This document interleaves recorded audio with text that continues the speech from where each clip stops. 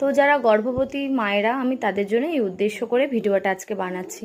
তো আমরা সবাই চেষ্টা করবো আমাদের যে সন্তান আসছে সে যেন ভগবত ভক্তি যেন পায় বা ভগবানের কৃপা পায়।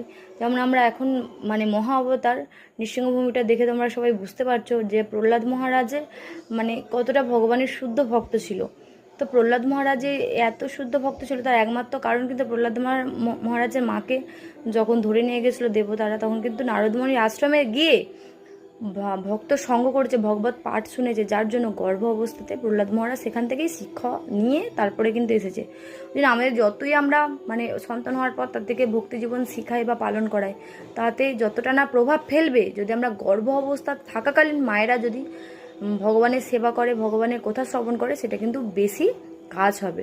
প্রত্যেক গর্ভবতী মায়েদের উদ্দেশ্যে বলছি তোমরা ভাগবতম পড়ো। ভাগবতমের সপ্তম স্কন্ধ প্রহ্লাদ মহারাজের কাহিনী